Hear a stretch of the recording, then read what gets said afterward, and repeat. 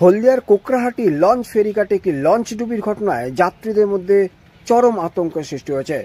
বুধবার বিকেলে লঞ্চটি সবেমাত্র জেটি ছেড়েছে। ঘোরানোর সময় জেটির একাংশ লঞ্চে লেগে ফুটো হয়ে যায় পাটাতন, আর তারপরেই উল্টে যায়, জলমগ্ন হয়ে যায় লঞ্চটি। এই ঘটনায় আতঙ্কিত হয়ে পড়েন যাত্রীরা। তাদেরকে উদ্ধার করা হলেও এই ঘটনায় কিন্তু ওই পথে যাতায়াত করা যাত্রীদের মধ্যে চরম আতঙ্ক সৃষ্টি হয়েছে। জানা যাচ্ছে, বুধবার বিকেলে লঞ্চটি রায়চকের উদ্দেশ্যে রওনা দিয়েছিল কোকরাহাটি লঞ্চ ঘাট থেকে। সবেমাত্র লঞ্চ ঘাট ছেড়েছে, আর বাঁক নেবার সময় লঞ্চের জেটির সঙ্গে কোনোভাবে ধাক্কা লেগে যায় নিচের অংশে, আর তখনই পাটাতনের নিচের অংশ ফুটো হয়ে যায়। এরপর ধীরে ধীরে লঞ্চটি জেটির পাশেই ডুবে যায়। ওই লঞ্চে থাকা প্রায় 50 জন যাত্রীকে কোনো ক্রমে উদ্ধার করা গিয়েছে।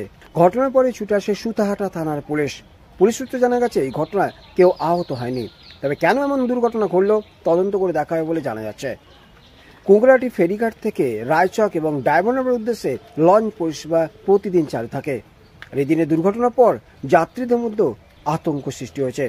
এই ধরনের ঘটনা কেন ঘটল তদন্ত করে দেখুক প্রশাসন, এমনটাই দাবি তাদের।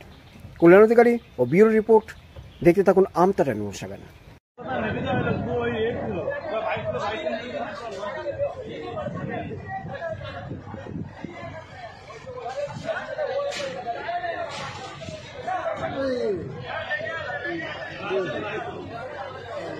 বাইক ছিল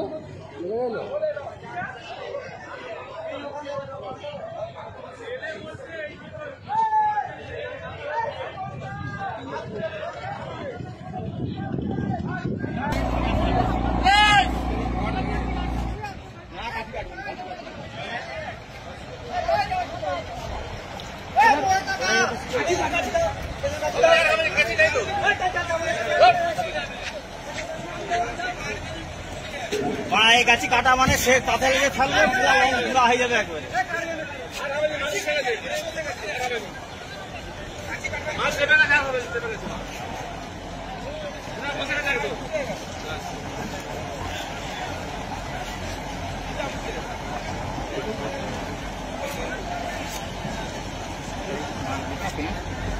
আরে বাল ফ্যান যা, একটা লোকের উপকার তো।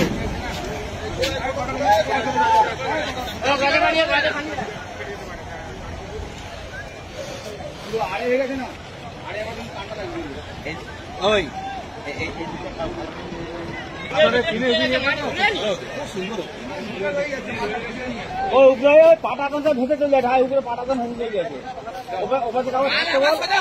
পাটাতন তুলে নিয়ে